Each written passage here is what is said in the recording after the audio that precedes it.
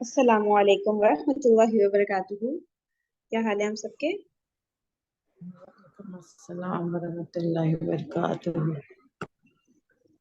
अल्हम्दुलिल्लाह। अल्लाह का शुक्र। जी भाई। अच्छा, हम लोग पढ़े थे कल हमने जो पढ़ा था ग़ज़वे में कार फरमा खुदाई मकासद और हिकमतें। अच्छा, जिसमें हमने बहुत सारे पॉइंट्स देखे थे, इसमें चंद एक पॉइंट्स को भी रिवाइज कर देती हूँ। अच्छा, उसमें ये था कि इसमें बहुत सारी अल्लाह ताला की हिकमतें थी, बहुत सारे फवाइद थे मुसलमानों के लिए, जिनमें से चंद एक पॉइंट्स ये थे कि अल्लाह ताला की जब नाफरमानी की जाती है, अल्लाह ताला की और रसूल पाक सल्लल्लाहु अलैहि वसल्लम की जब भी नाफरमानी की जाएगी, उनका हुक्म नहीं माना जाएगा, तो फिर जो अंजाम होगा वो बुरा ही होगा। और ये कि जो भी इस्लाम ने चीजें मना की हैं, जब इंसान वो कर बैठेगा तो फिर उसका भी अंजाम जो है अच्छा नहीं होगा। तो यही हुआ था ना जंग में, जो है रसूल पाक सल्लल्लाहु अलैहि वसल्लम ने जो इंस्ट्रक्शन दी थी उनमें से एक इंस्ट्रक्शन को नहीं माना था, गलती कर बैठे थे मुसलमान, तो इस वजह से जो है जो अंजाम हुआ था वो काफिरों के हक में हो गया था। अच्छा, उसके अलावा फिर जो है जो तीरंदाजों का जो सारा किस्सा हुआ था ना, उसके बारे में बताया जा रहा है। अच्छा, फिर बताया जा रहा है कि नबियों के ऊपर जितने भी पैगंबर जितने भी आते हैं, उनके ऊपर जो है आजमाइश आती है, और जो है उसके बाद फिर उनको कामयाबी हासिल होती है। शुरू में आजमाइश ही आ रही होती है पैगंबरों पर ना। और फिर बताया जा रहा है कि अगर इस तरह से हो कि भाई सिर्फ कामयाबी ही कामयाबी मिलती रहे पैगंबरों को, तो किसी का ईमान टेस्ट ही नहीं हो सकता। फिर सब कहेंगे लो भाई, ये तो फिर फायदे ही फायदे हैं पैगंबरों को फॉलो करने के, तो चलो ठीक है फिर हम फॉलो कर लेते हैं। और अगर सिर्फ और सिर्फ जो है नुकसान ही नुकसान हो, शिकस्त ही शिकस्त हो, तो भी वो मकसद पूरा नहीं होता अल्लाह जिस लिए पैगंबरों को इस दुनिया में भेजा है। तो इसलिए इस तरह से होता है कि पैगंबरों पे आजमाइश भी डाली जाती है, और फिर जो है उनको कामयाबी भी हासिल हो रही होती है, तो तभी इंसान का जो ईमान है वो टेस्ट हो रहा होता है, और पता चल जाता है कि झूठा शख्स कौन है और सच्चा शख्स कौन है, कौन ईमानदार है और कौन नहीं है। अच्छा, इसके अलावा फिर अल्लाह ताला को ये भी क्लियर करना था कि कौन से लोग जो है मुनाफिकीन है, ताकि मुसलमानों को क्लियर हो जाए ये सब मुनाफिकीन है, इनसे हमने बहुत ज्यादा एहतियात बरतनी है। अच्छा, उसके अलावा फिर जब मदद अल्लाह ताला की जैसे थोड़ा सा टाइम के बाद आती है, थोड़ा देर से आती है, तो इससे भी ईमान जो है इंसान का टेस्ट हो रहा होता है कि वो कितना सब्र कर सकता है ना। तो सब्र का टेस्ट भी अल्लाह ताला इस तरह ले रहे होते हैं। फिर इसके अलावा बताया जा रहा है कि जो दर्जात होते हैं अल्लाह ताला वो बुलंद फरमाना चाहते हैं ना इंसान के, जन्नत में जो दर्जात होते हैं, तो उसके लिए भी आजमाइश अल्लाह ताला इंसान के ऊपर डालते हैं कि भाई वो आजमाइशों में अगर पास हो जाता है, तो फिर उसके दर्जात जो है बुलंद से बुलंद तर हो जाते हैं। तो वो भी इसलिए भी अल्लाह ताला ने जो है मुसलमानों को आजमाइश में डाला था ग़ज़वा उहद में। अच्छा, उसके अलावा फिर जो है कुछ लोगों को जैसे अल्लाह ताला शहादत का दर्जा देना चाहते हैं, तो वो भी फिर इस ग़ज़वे में हुआ कि हमने देखा कि काफी सारे मुसलमान जो है शहीद हुए थे। तो और मुसलमान तो थे ही बहुत ज्यादा शहादत के शौकीन, और मुसलमान को होना भी चाहिए, हम सबको ही होना चाहिए शहादत का बहुत ज्यादा शौकीन। और फिर इस तरह से उनको जो है अल्लाह ताला ने शहादत नसीब फरमाई। हम्म। अच्छा, इसके बाद फिर जो है अल्लाह ताला अपने दुश्मनों को हलाक करना चाहते थे, तो वो भी हुआ कि इसमें जो है कई काफिर जो है हलाक भी हुए थे। तो ये सारे मेन मेन पॉइंट्स जो हमने डिस्कस किए थे, फिर ये हमने पूरा एक मैप की तरफ से इसको पूरा डिस्कस किया था कि कहाँ से मुसलमानों का लश्कर आया, फिर वो कहाँ गया, फिर खालिद बिन वलीद का लश्कर आया, तो ये सारी बातें कल हमने डिस्कस की। अच्छा, फिर जो ग़ज़वा उहद है जब वो एंड हुई थी, तो फिर जो मुसलमानों की एक हैबत बैठती थी ना, यानी मुसलमानों का जो एक रोब कायम हो गया था काफिरों के दिलों पर, वो फिर ग़ज़वा उहद में जो एक तरह से शिकस्त कही जाती है कि मुसलमानों को शिकस्त हुई थी, तो उसमें फिर वो रोब जो है जाता रहा ना इनके दिलों से। तो जो यहूद थे, मुनाफिकीन थे और जो बद्दू होते थे, तो इन सब ने खुलकर दुश्मनी मुसलमानों के अगेंस्ट खुलकर मुजाहरे करने शुरू कर दिए दुश्मनी के। तो इस तरह से कुछ और भी सरिया कुछ ग़ज़वा इस तरह हुए थे। तो लेकिन फिर जो है वो सब तो अटैक करने आ गए थे मुसलमानों पर भी, और नाउजुबिल्लाह रसूल पाक सल्लल्लाहु अलैहि वसल्लम पर भी अटैक करने के लिए आए थे। लेकिन रसूल पाक सल्लल्लाहु अलैहि वसल्लम आपको पता है कि इतने ग्रेट लीडर थे, उन्होंने इतने जबरदस्त तरीके से ये सारी चीजें हैंडल की कि मुसलमानों का दोबारा से वही जो रोब दबदबा पहले कायम हुआ था वो दोबारा से कायम होना शुरू हो गया था। इवन दो कि इतनी बड़ी जंग ग़ज़वा उहद में मुसलमानों को एक तरह से बज़ाहिर तौर पे शिकस्त हुई थी, लेकिन फिर भी जो है दोबारा से मुसलमानों ने ना अपनी स्ट्रेंथ जो है रीगेन करना शुरू कर दी थी रसूल पाक सल्लल्लाहु अलैहि वसल्लम के लीडरशिप के अंडर। अच्छा, फिर जो है फिर हाँ एक एक करके ये हम लोग जो ग़ज़वा और सरिया थे ये हम रीड कर रहे थे। जंग उहद के बाद सरिया अबू सलमा के बारे में बताया जा रहा था कि जो मुशरिकीन हैं उनका जो उनके ग्रोथ जो थे वो अटैक कर रहे थे। तो अबू सलमा रजी अल्लाह ताला अन्हु की लीडरशिप में हजरत मोहम्मद सल्लल्लाहु अलैहि वसल्लम ने 150 अंसार और मुहाजिरीन का एक दस्ता तैयार फरमाया था, और उन्होंने जो है यानी कि काफिरों से पहले पहले ही उन पर अटैक कर लिया था, जिसकी वजह से सारे जो काफिर थे ये इधर उधर बिखर गए थे। और फिर उनकी ऊँटनियां वगैरह, ऊँट और बकरियां वगैरह कब्जे में ले ली थी मुसलमानों ने, ये हमने पढ़ा था। और ऐसा कोई जंग का मामला पेश नहीं आया था इसके अंदर ना। और फिर बता रहे हैं उसके बाद हजरत अबू सलमा रजी अल्लाह ताला अन्हु का एक जख्म उनको गज़वा उहद में लगा था, वो फूट पड़ा, जिसकी वजह से उनकी वफात हो गई थी। फिर हम ये वाला पढ़े थे अब्दुल्ला बिन उनैस रजी अल्लाह ताला अन्हु की मुहिम के बारे में, कि खालिद बिन सुफियान हुजली मुसलमानों पर हमला करने के लिए फौज जमा कर रहा था, तो रसूलुल्लाह सल्लल्लाहु अलैहि वसल्लम ने इनको रवाना फरमाया, अब्दुल्ला बिन उनैस रजी अल्लाह ताला अन्हु को।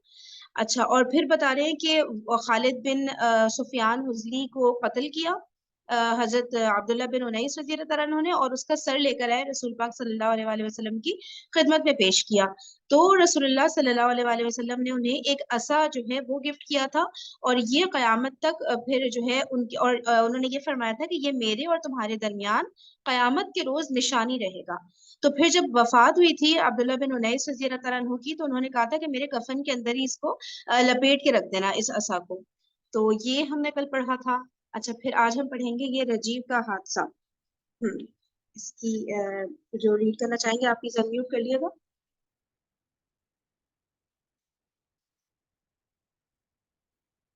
जी अनम्यूट कर लीजिएगा ताकि चलो मैं पढ़ लेती हूँ फिर। जी जी, रजी का हादसा। रजी का हादसा।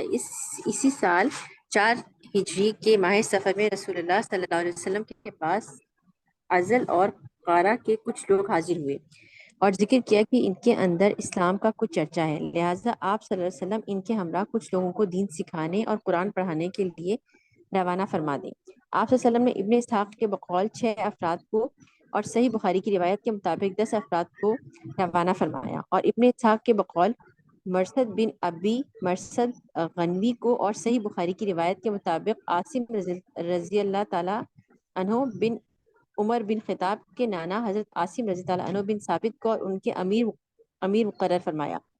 जब ये लोग राबिग और जद्दा के दरमियान कबीला हुजैल के रजी नामी एक चश्मे पर पहुंचे, तो इन पर अजल और कारा के मज़कूरा अफराद ने कबीला हज़ैल की एक शाख बनु लहयान को चढ़ा दिया, और बनु लहयान के कोई 100 तीर अंदाज इनके पीछे लग गए और निशानात कदम देख देख कर इन्हें जा लिया। अच्छा, आगे कंटिन्यू करूँ या आप कर रही हो उसकी एक्सप्लेन?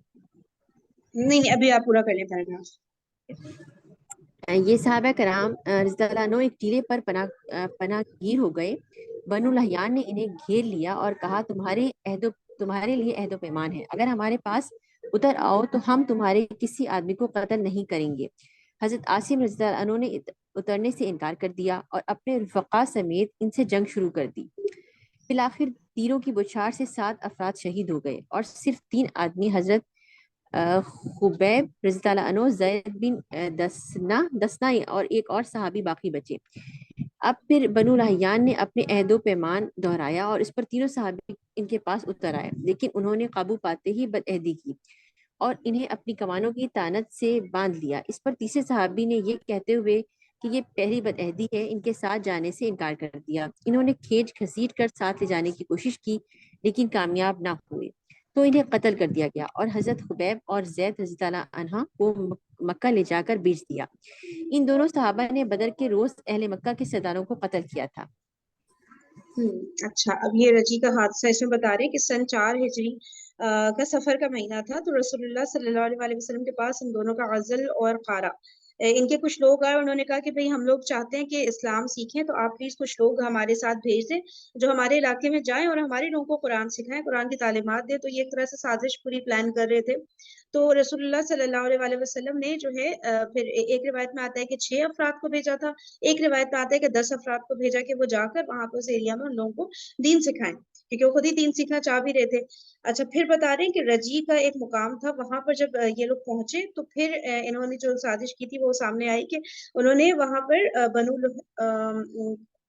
مذکورہ ازل اور قارہ کے مذکورہ افراد نے قبیلہ حذیل کی ایک شاخ بنو لحیان کو چڑھا دیا، یعنی ان پر اٹیک کروا دیا، اور بنو لحیان کے کوئی 100 تیر انداز، ٹھیک ہے، یہاں پہ صرف 6 یا 10 افراد تھے اور ان کے 100 تیر انداز ان کے پیچھے لگ گئے، ان سب صحابہ کرام رضی اللہ تعالیٰ عنہ کے، جو کہ صرف اسلام سکھانے کے لیے وہاں پر آ رہے تھے۔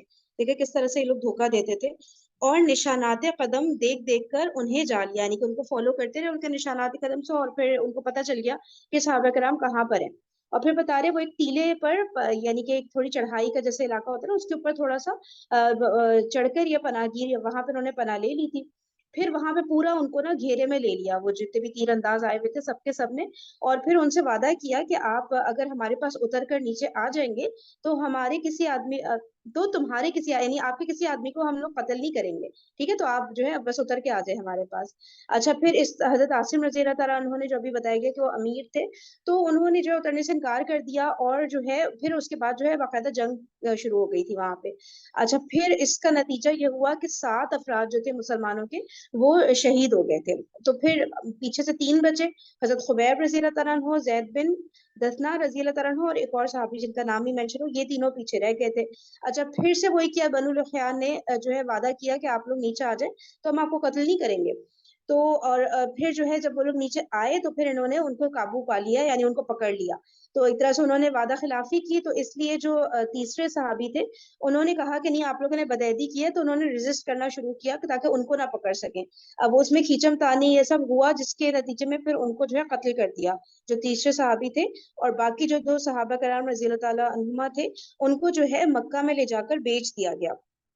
اس طرح سے 8 صحابی جب وہ شہید ہوئے اور 2 صحابی جب بچ گئے، لیکن ان کو بھی مکہ میں لے جا کے بیچ دیا۔ اور پھر بتا رہے کہ یہ دونوں جو تھے انہوں نے بدر میں جو اہل مکہ تھے، جو مشرکین تھے، ان کے سرداروں کو قتل کیا تھا، تو پھر انہوں نے وہاں پہ جا کے ان کو بیچ دیا۔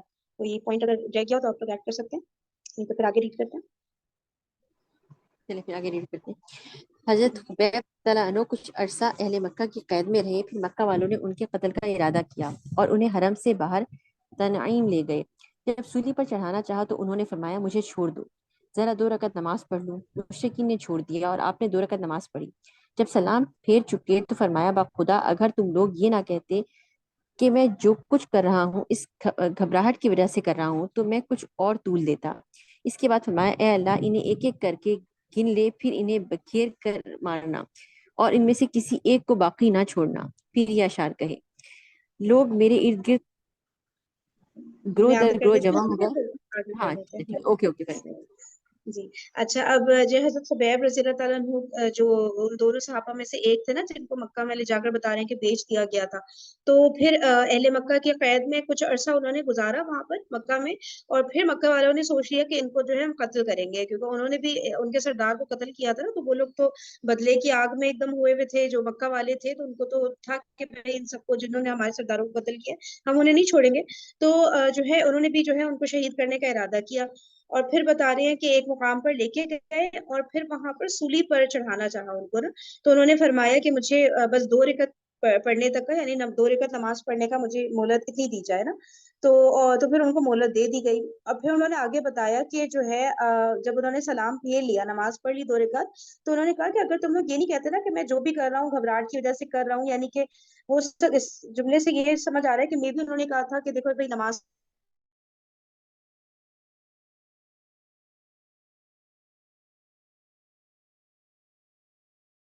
رہا ہوں گھبراہٹ کی وجہ سے کر رہا ہوں، تو میں کچھ اور طول دیتا، یعنی کہ تھوڑی اور نماز لمبی جو ہے پڑھ لیتے۔ اچھا اس کے بعد فرمایا کہ اے اللہ، پھر انہوں نے جو ہے ان کو کہا کہ اے اللہ انہیں ایک ایک کر کے گن لے، پھر انہیں بکھیر کر مارنا اور ان میں سے کسی ایک کو باقی نہ چھوڑنا۔ یہ ان مشرکین کے بارے میں حضرت خبیب رضی اللہ تعالیٰ عنہ نے فرمایا تھا، اور پھر یہ اشعار کہے جن کا ترجمہ سسٹر عمر پڑھ رہی۔ اچھا، لوگ میرے گرد گروہ در گروہ جمع ہو گئے، اپنے قبائل کو چڑھا لائے اور سارا مجمع جمع کر لیا اور اپنے بیٹوں اور عورتوں کو بھی قریب لے آئے اور مجھے ایک لمبے مضبوط تنے کے قریب کر دیا گیا ہے۔ میں اپنی بے وطنی اور بے کسی کا شکوہ اور اپنے قتل گاہ کے پاس گروہوں کو جمع کردہ آفات کی فریاد اللہ ہی سے کر رہا ہوں۔ اے اشوالے، میرے خلاف دشمنوں کے جو ارادے ہیں اس پر مجھے صبر دے۔ انہوں نے مجھے بوٹی بوٹی کر دیا اور میری خوراک بری ہو گئی ہے، انہوں نے مجھے کفر کا اختیار دے دیا، حالانکہ موت اس سے کمتر اور آسان ہے. میری آنکھیں آنسو کے بغیر امٹ آئیں. میں مسلمان مارا جاؤں تو مجھے پرواہ نہیں کہ اللہ کی راہ میں کس پہلو پہ قتل ہوں. یہ تو اللہ کی ذات کے لیے ہے اور وہ چاہے تو بوٹی بوٹی کیے ہوئے اعضاء کے جوڑ جوڑ میں برکت دے. اس کے بعد اب اس میں اچھا ٹھیک ہے اوکے.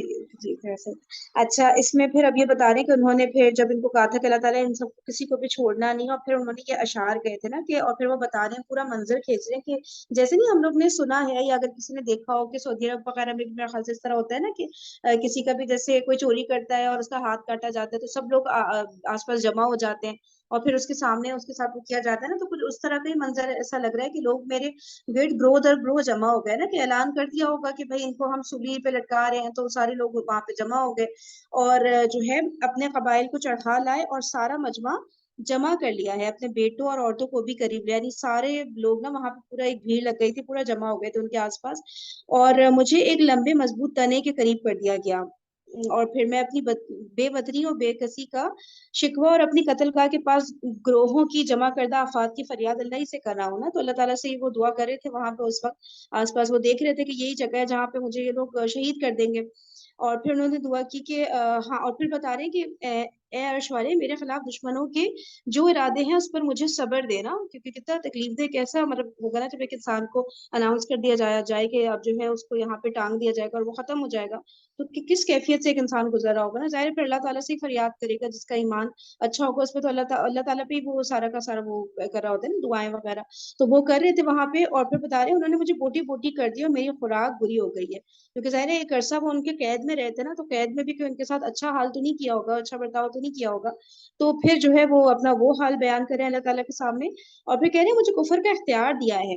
تو یہ ہوتا ہے نا کہ جیسے کچھ ہوتے ہیں کافر جو کہتے ہیں کہ بھئی اگر تم کفر کر لو گے تو پھر ٹھیک ہے, اگر تم اعلان کرو گے اپنے کفر کا تو ٹھیک ہے ہم تمہیں معاف کر دیں گے اور پھر ہم تمہیں جانے دیں گے, تو میرے پاس اختیار ہے, میں چاہوں تو وہ راستہ پکڑوں, ٹھیک ہے نا, کہ اپنا کہہ دوں کہ میں مطلب کفریہ کلمات کہہ دوں, چاہے تو میں کہوں نہیں میں تو ایمان پر ڈٹا رہوں گا. اور ایسے میں اسلام اجازت دیتا بھی ہے نا آپ کو کہ آپ جو ہے کہہ سکتے ہیں کوئی کفریہ کلمہ کہہ سکتے ہیں, لیکن آپ کا دل مضبوط جمع رہنا چاہیے ایمان کے اوپر نا. تو لیکن پھر وہ کہہ رہے ہیں کہ میں نے وہ والا آپشن نہیں چوز کیا اور میں نے اللہ تعالیٰ کی راہ میں قتل ہونا ہی جو ہے اس کو پریفر کیا, اور کفریہ کلمہ کہنا میں نے گوارا نہیں کیا. اور پھر کہہ رہے ہیں کہ یہ اللہ تعالیٰ کی ذات کے لیے, اللہ تعالیٰ چاہیں تو یہ لوگ میری بوٹی بوٹی بھی کر دیں, تو ایک ایک جوڑ میں اللہ تعالیٰ جو ہے برکت دے دیں گے. تو اللہ تعالیٰ کے ہاتھ میں ہے نا, کہ بظاہر تو ایسا لگ رہا ہوگا بھائی سولی دیتی ہے, ختم کر دیا, قتل کر دیا, لیکن پھر اس کے بعد کی جو اتنی بیوٹیفل لائف ہوتی ہے تو وہ تو ظاہر ہے پھر وہ اللہ تعالیٰ ہی جانتے ہیں نا, تو اللہ تعالیٰ اس میں بھی برکت دے دیں گے انشاءاللہ. تو ان کا مطلب اس لیول کا ایمان تھا, انہوں نے پھر کوئی کفریہ کلمہ نہیں کہا. کتنی بڑی بات ہے نا ماشاء اللہ سے. اچھا یہاں پر جو ہے پھر ہم لوگ کو اب میں بھی پاز کرتی ہوں اور پھر وہ پلے کر دیتی ہوں عائشہ عامر صاحبہ کی جو ریکارڈنگ ہے سورہ کہف کی ان ڈیپتھ اسٹڈی والی. بس مجھے 2 منٹ دے دیں تو میں سوئچ کرتی ہوں.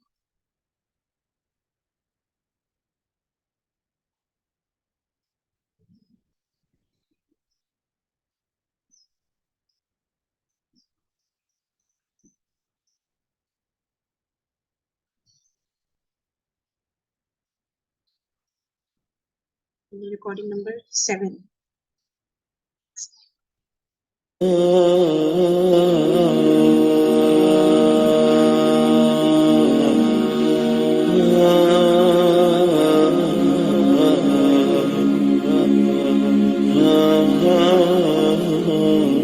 جس کی فاؤنڈیشن مضبوط ہوتی ہے اور جس کی برانچز آسمان تک جاتے ہیں, یہ ہوتا ہے مومن.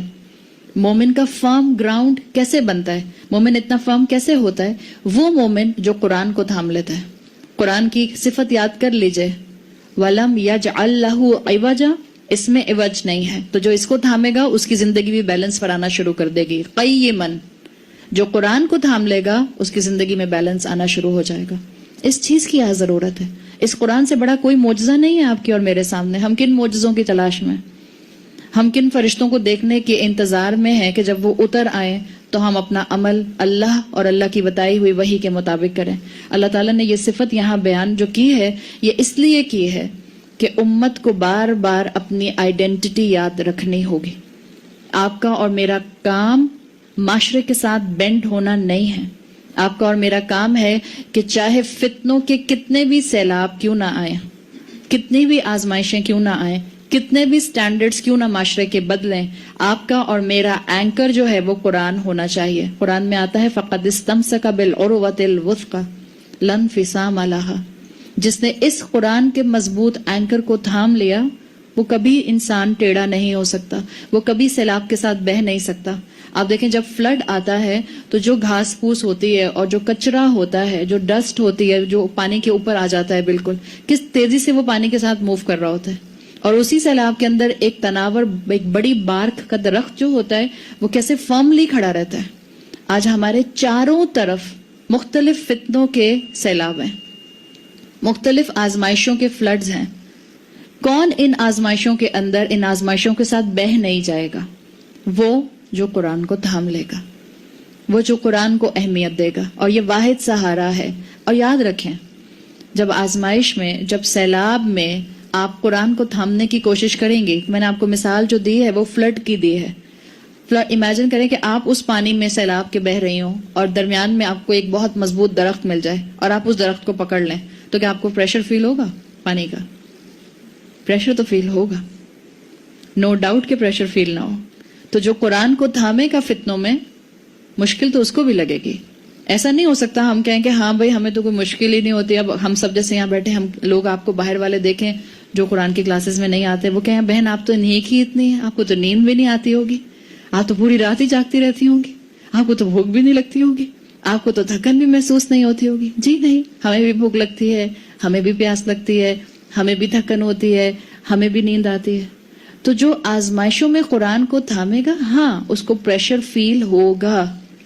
لیکن یاد رکھیں سورہ کہف کی تھیم کہ جو اللہ کی طرف پناہ لینے کے لیے آئے گا کیا ہوگا؟ اللہ اس کو پناہ دے گا، اللہ اس کو پروٹیکٹ کرے گا. یہی میرے اور آپ کے سروائیول کا واحد سہارا ہے کہ ہم قرآن کو تھام لیں اور ہم ان آزمائشوں کے اندر جو ہے وہ اپنے آپ کو بالکل دوبارہ سے ری ڈیفائن کریں کہ ہم نے کس طرح سے ایک امت بن کے کھڑے ہونا ہے. اور یہی سب سے امپورٹنٹ جو ہے وہ چیز ہے. اس مشکل دور میں، ان آزمائشوں کے اندر قرآن کو اپنی زندگی کا حصہ بنانا یہ آپ کی اور میرے لیے سب سے اہم فیکٹر ہونا چاہیے. ہم اپنے بچوں کی تربیت کرنا چاہتے ہیں نا، ہم اپنے بچوں کو فرمانبردار بنانا چاہتے ہیں، اپنا بھی اور اللہ کا بھی. ان کو قرآن کے ساتھ جوڑیں. مہینے میں ایک مرتبہ کہیں لے کر جائیے قرآن سنانے کے لیے، 15 دن میں ایک مرتبہ لے کر جائیے. اور قرآن سنانے کی جب میں بات کرتی ہوں تو میں یہ نہیں کہتی کہ ان کا تجوید پڑھ لینا کافی ہے. تجوید کی اہمیت اپنی جگہ پہ ہے.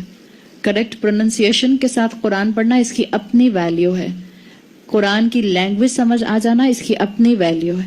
لیکن قرآن بات کیا کر رہا ہے آپ سے اور مجھ سے، یہ سب سے زیادہ اہم ہے. اس لیے کہ اس کتاب کو میں نے اور آپ نے روٹ لرننگ کا صرف ایک آبجیکٹ نہیں بنا لینا. یہ کتاب ہدایت دینے کے لیے آئی ہے. یہ کتاب آپ کو اور مجھے بیماری سے دور کرنے کے لیے آئی ہے. آپ کا ڈاکٹر آپ کو پرسکرپشن لکھ کر دیتا ہے اور آپ اس پرسکرپشن کو یاد کرتی رہتی ہیں بیٹھ کے اور جا کر دوا خرید کے دوا نہیں لیتے ہیں. تو یہ کون سا عقل مندی کا طریقہ ہے؟ ہم یہی کرتے ہیں قرآن کے ساتھ. ہم قرآن کا پرسکرپشن، قرآن کا ٹیکسٹ، رسم الخط یاد کرتے رہتے ہیں اور اس پر عمل کرنے کی کوشش نہیں کرتے. یاد کرنے کی اہمیت جو ہے اس کو ہم انڈرمائن نہیں کر رہے، لیکن اصل چیز کیا ہے کہ یہ جو اللہ تعالیٰ نے کتاب دی ہے یہ کتاب ہدایت ہے. اللہ تعالیٰ مجھے اور آپ کو توفیق دے کہ ہم ان معاشرے کے یہ جو چینجنگ سٹینڈرڈز ہیں اس میں قرآن کو تھامے رہیں. اور یاد رکھیں اور آبزرو کر کے دیکھ لیں. آپ کو میں ایک سروے دے رہی ہوں. جو انسان آج کے معاشرے میں قرآن سے دور ہوگا وہ being a Muslim identity crisis کا شکار ہوگا. اس کو اپنے مسلمان ہونے پر بہت سے شکوک اور شبہات ہوں گے. آپ کر کے دیکھ لیجئے سروے، اپنے دوستوں میں، اپنی فیملی میں، اپنے آس پاس کے سرکلز میں کر کے دیکھیے. جو جتنا قرآن سے دور ہوگا بینگ اے مسلم وہ آئیڈینٹی کرائسس کا شکار ہوگا. اس کو پتہ ہی نہیں ہوگا کہ مسلمان ہوتا کیسے. اور ہمارے ہاں میجورٹی ایسے ہی ہے.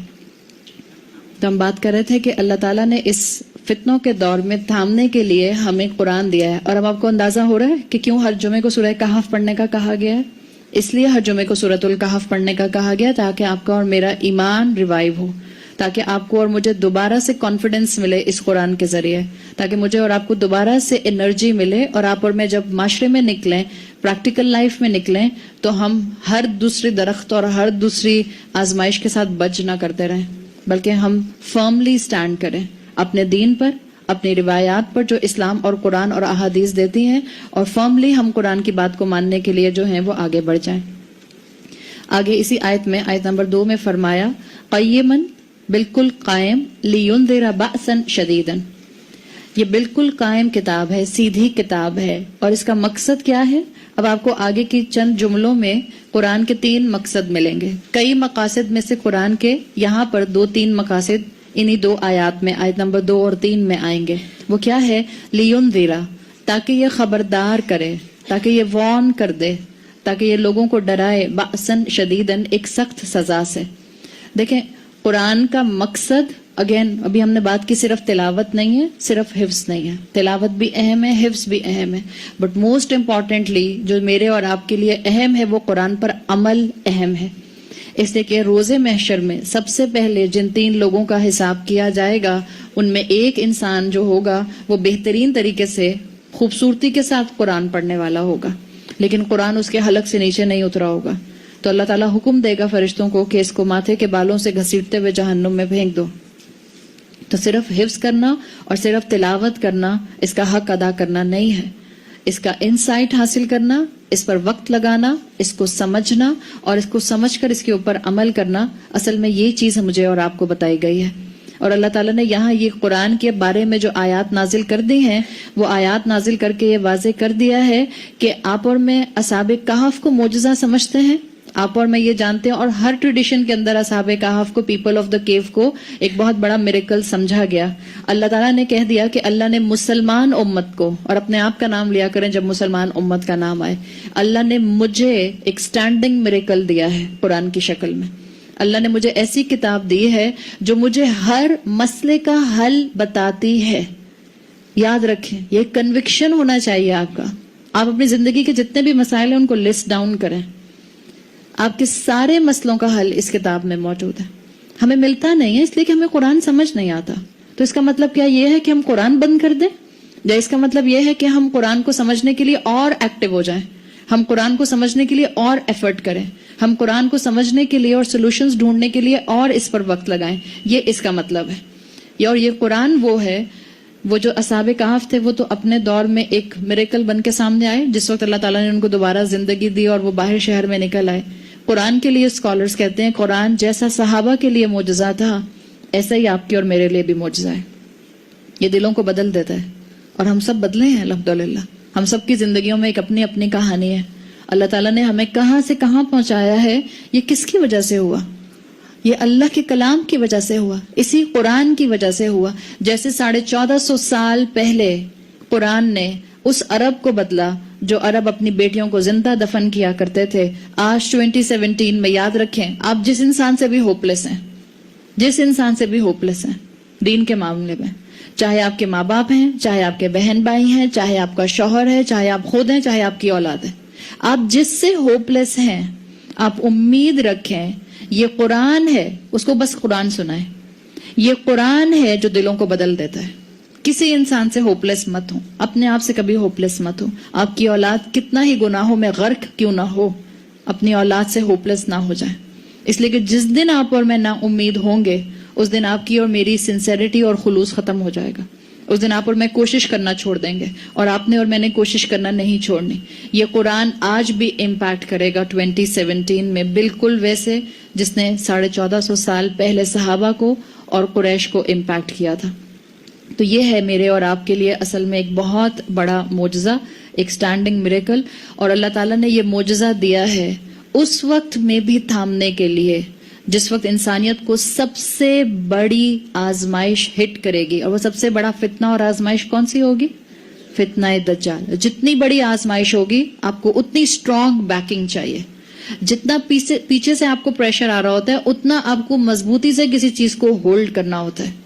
جتنا سخت اللہ کی طرف سے امتحان آئے گا اتنا مضبوط آپ کو قرآن کو تھامنا پڑے گا. تو اگر زندگی میں پریشانیاں ہیں تو کیا کرنا چاہیے؟ قرآن سے دور ہونا چاہیے یا قرآن کو تھامنا چاہیے؟ اگر زندگی آپ کی مرضی کی نہیں ہے, اور ہم میں سے جتنے بھی لوگ یہاں بیٹھے ہیں ہر عمر کا انسان کوئی خوش نہیں ہے. اس دنیا میں کوئی سیٹسفائی نہیں ہو سکتا کبھی بھی until unless کہ وہ اللہ کی رسی کو تھام لے. اس کو چیزوں کی حقیقت نظر آنا شروع ہو جاتی ہے, اس کے سامنے دنیا کی حقیقت کھل جاتی ہے. اسی لیے رسول اللہ صلی اللہ علیہ وسلم کی حدیث کے الفاظ اور مفہوم جو آتا ہے کہ مومن کے لیے ہر معاملہ ہی خوبصورت ہوتا ہے. جب اس کو خیر پہنچتی ہے تو شکر کرتا ہے اور اجر پاتا ہے، اور جب اس کو مشکل ٹچ کرتی ہے تو صبر کرتا ہے اور اپنے ایمان میں مضبوطی حاصل کرتا ہے. یہی ہے میرے اور آپ کے لیے اصل چیز جس کو مجھے اور آپ کو انشاءاللہ سمجھنا ہے، اور قرآن کے لیے اپنے بلیفز کو مضبوط کر لیجئے. آپ میں سے جو خواتین کورسز کو اٹینڈ کرتے ہوئے ڈرتی ہیں، یہاں پر یہ بات بھی اپنے ذہن میں بٹھا لیں، خوف کو نکال دیں اپنے ذہن سے. اللہ نے کہا ہے نا کہ یہ مضبوط سہارا ہے، اللہ نے کہا ہے نا کہ اس کا علم حاصل کرنا مشکل نہیں ہے. وَلَقَدْ يَسَّرْنَا الْقُرْآنَ لِلذِّكْرِ فَهَلْ مِن مُدَّكِرٍ. اللہ نے کہا ہے کوئی اس قرآن سے نصیحت حاصل کرنے والا؟ ہم نے تو اس کو آسان بنا دیا ہے. ہم نے اس کا علم حاصل کرنا جو ہے اس میں ہم نے یسر رکھ دیا ہے، اس میں ہم نے آسانیاں رکھ دی ہیں. تو آگے بڑھیے اور اس کتاب کو تھامیے. سورہ بنی اسرائیل میں آتا ہے اِنَّ هَذَا الْقُرْآنَ يَهْدِي لِلَّتِي هِيَ أَقْوَمُ. یہ قرآن جو ہے یہ ہدایت دیتا ہے کس چیز کی طرف؟ ہر اس چیز کی طرف جو بالکل درست ہے. تو آپ جو بھی اس قرآن کا علم حاصل کریں گی انشاءاللہ وہ آپ کو فزیکلی اور اسپرچولی دونوں طرح سے مضبوط کرے گا. اور اللہ تعالیٰ نے یہ جو بات فرمائی ہے لِيُنذِرَ بَأْسًا شَدِيدًا مِّن لَّدُنْهُ وَيُبَشِّرَ الْمُؤْمِنِينَ الَّذِينَ يَعْمَلُونَ الصَّالِحَاتِ أَنَّ لَهُمْ أَجْرًا حَسَنًا. اللہ نے اس قرآن کو بالکل بیلنسڈ بنایا ہے تاکہ اللہ تعالیٰ خبردار کر دے ایک سخت سزا سے، اور جو اللہ کی طرف سے ہوگی مِن لَّدُنْهُ جو اس کی طرف سے ہوگی. وَيُبَشِّرُ الْمُؤْمِنِينَ اور اللہ مومنین کو بشارت دے دے، گلیڈ ٹائڈنگ دے دے. آپ یہاں اس آیت میں خوبصورتی دیکھیں، مومنین کو جب بشارت دینے کی بات آئی تو مومنین کو مینشن کیا گیا ہے وَيُبَشِّرُ الْمُؤْمِنِينَ، اور اللہ بشارت دے کس کو؟ مومنین کو. لیکن جب خبردار کرنے کی بات آئی تو بیچ میں سے وہ آبجیکٹ غائب ہے. لِيُنذِرَ تاکہ وہ خبردار کرے کس کو؟ یہ تو نہیں آیا، نہیں ہے نا. تو اسکالرز کے مطابق یہاں پر ایک لفظ چھپا ہوا ہے، ایک لفظ محذوف ہے. یہ اصل میں کیسا ہونا چاہیے تھا؟ قیمن لِيُنذِرَ الْمُكَذِّبِينَ، تاکہ یہ خبردار کرے جھٹلانے والوں. لیکن اللہ نے مینشن ہی نہیں کیا جھٹلانے والوں کو، اس لیے کہ اللہ کو جھٹلانے والوں کی پرواہ نہیں ہوتی. اسکالرز کہتے ہیں کہ اللہ تعالیٰ بعض اوقات کافر کو مینشن ہی نہیں کرتا. کیوں؟ اس لیے کہ اللہ کو کافر کی کوئی پرواہ نہیں، اور جس کی اللہ پرواہ نہ کرے اس کی دنیا کبھی سنور سکتی ہے؟ جس کی اللہ پرواہ نہ کرے وہ دنیا میں کبھی سیٹسفائی رہ سکتا ہے؟ تو یہاں پر یہ آٹومیٹک ایک لفظ جو ہے اس کو محذوف رکھا گیا ہے، چاہے اس کو اسکالرز کہتے ہیں کہ آپ للکافرین سمجھیں یا للمکذبین سمجھیں، اس لفظ کو یہاں مینشن نہیں کیا گیا. یہاں پر سمپل لایا گیا لِيُنذِرَ تاکہ وہ خبردار کر دیں ایک سخت سزا سے. اور وہ سخت سزا کیا ہے؟ یقیناً وہ آخرت کی سخت سزا ہے. ینذرا کے اندر دونوں مفہوم ہو سکتے ہیں. ایک یہ کہ یہ ینذرا کا جو سبجیکٹ ہے وہ اللہ تعالیٰ خود ہے، کہ اللہ تعالیٰ نے یہ کتاب خاص اپنے پاس سے اتاری ہے تاکہ اللہ کافروں کو سزا سے، عذاب سے وارن کر دے. اور ایک اسکالرز کی رائے یہ ہے کہ ینذرا کا جو سبجیکٹ ہے، جو فاعل ہے، وہ اللہ کے رسول صلی اللہ علیہ وسلم ہو سکتے ہیں، تاکہ جو وحی اللہ کے رسول کو دی گئی ہے وہ اس کے ذریعے سے جھٹلانے والوں کو عذاب سے وارن کر دیں. اور اللہ تعالیٰ نے نیک لوگوں کے لیے بتا دیا کہ جو نیک لوگ ہوں گے ان کے لیے کیا ہے. اللہ نے کہا وَيُبَشِّرُ الْمُؤْمِنِينَ. تو یہ کتاب دوسرا مقصد کیا ہے؟ ایک مقصد آیا اسی آیت میں کہ یہ وارن کرتی ہے، لوگوں کو ڈراتی ہے کہ دیکھو برے انجام سے بچو. اور دوسرا یہ گلیڈ ٹائڈنگ دیتی ہے مومنین کو اور ان کو بتاتی ہے الذین یعملون الصالحات. یہ صرف مسلمین نہیں ہے، وبشر المسلمین تو نہیں آیا کہ مسلمانوں کو بشارت دے دو. There is a difference between Muslim and momin. مسلم تو ہم سبھی ہیں. جس کے ریلیجن کے خانے میں مسلم لکھا ہے، اسلام لکھا ہے، وہ مسلمان ہے. مومن کون ہے؟ جس کا عمل اس کے اسلام کی گواہی دیتا ہے، جس کے دل میں یقین ہے کہ اللہ نے جو احکامات دیے ہیں اس میں میرا فائدہ ہے، چاہے مجھے دنیا میں سمجھ آتی ہے کہ نہیں آتی. یاد رکھیں دنیا میں ہم سب ایک ہی جیسے ہیں. ہم ایک دوسرے کا چہرہ دیکھ کے نہیں بتا سکتے کہ کون مسلمان ہے صرف اور کون مومن بھی ہے. ہم ایک دوسرے کی نظر میں سب مسلمان ہیں. اللہ ایمان جانتا ہے. دلوں کی کیفیت کون جانتا ہے؟ اللہ جانتا ہے. تو کس کے دل میں کتنا ایمان ہے یہ اللہ جانتا ہے. اور اللہ نے کہا کہ مومنین کو بشارت دے دیجئے الذین یعملون الصالحات, جنہوں نے نیک عمل کیے, ان لہم اجرا حسنا, ان کے لیے بہترین اجر حسنہ ہے. اور اجر حسنہ کیا ہے اس کو آیت نمبر 3 میں بتایا گیا. اجر حسنہ کیا ہے؟ ماکثین فیہ ابدا. کیا اجر ہے مومنین کے لیے؟ مومنین کے لیے جنت, اللہ کی رضا, ان کا اجر ہوگا. کیونکہ یہ آیت جو ہے آیت نمبر 3 یہ آیت نمبر 2 کے لاسٹ جملے سے کنیکٹڈ ہے. ماکثین فیہ ابدا, یہ مومنین جو ہیں یہ اس جنت میں ہمیشہ رہیں گے. یہ جو 3 آیتیں ہیں سورۃ الکہف کی, مفسرین کہتے ہیں کہ ان 3 آیتوں میں اللہ تعالیٰ نے اسلام کے 3 فنڈامنٹلز کو بیان کیا ہے. صرف 3 آیتوں میں اسلام کے بیسک فنڈامنٹل جو 3 ہیں وہ تینوں بیان ہوئے ہیں. اسلام کا بیسک فنڈامنٹل ایک ہے توحید, دوسرا ہے رسالہ, اور تیسرا ہے آخرہ. جب آپ نے آیت نمبر 1 پڑھی تھی پہلی آیت تو وہاں توحید کا ذکر تھا. الحمدللہ الذی, اللہ کے لیے کل حمد اور کل شکر آیا تھا. اللہ نے اپنی تعریف وہاں مینشن کی تھی. یہ ہے توحید کا کانسیپٹ کہ کسی کی الٹیمیٹ تعریف اور کسی کا الٹیمیٹ شکر نہیں ہو سکتا سوائے اللہ کے. یہ ہے اللہ, یہ ہے توحید کا کانسیپٹ. پھر اس میں آیا تھا پہلی آیت میں ہی انزل علی عبدہ الکتاب, تو یہاں پر آپ کو ایمان بالرسالہ ملتا ہے, رسولوں پر ایمان. یہ آپ کے فیتھ کا ایک اہم ایسپیکٹ جو ہے وہ لایا گیا. آپ نے سنی ہوگی نا ٹرم ایمانیات ثلاثہ. ایمانیات ثلاثہ یعنی 3 بیسک ایمان ہمارے جو ہیں, اس میں ایک ہے ایمان باللہ, دوسرا ہے ایمان بالرسل, اور تیسرا ہے ایمان بالآخرہ. ایمان باللہ کہیے یا توحید کہیے ایک ہی بات ہے. ایمان بالرسل جو آپ کہیں گی یا رسالہ کہیں گی ایک ہی بات ہے. اور یہ آیت نمبر 1 میں منشن کیا گیا تھا انزل علی عبدہ الکتاب, اور یہ آیت نمبر 2 اور 3 میں کانسیپٹ ہے آخرت کا. اس لیے کہ جو اس کتاب کی وارننگ کو نہیں سنے گا اس کے لیے سزا کے لیے اللہ تعالیٰ نے وارننگ دے دی ہے, اور جو اس کتاب کی وارننگ سے فائدہ اٹھا لے گا اس کو اللہ تعالیٰ نے اجر کی نوید سنا دی ہے. تو یہ اتنی سی 3 آیات میں آپ کو فنڈامنٹلز توحید کے جو ہیں وہ سمرائز ہوتے ہوئے مل گئے ہیں.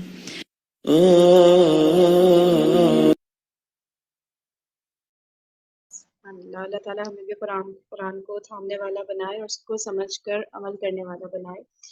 سبحانک اللہم و بحمدک نشہد ان لا الہ الا انت نستغفرک و نتوب الیک. السلام علیکم ورحمۃ اللہ وبرکاتہ. جزاک اللہ.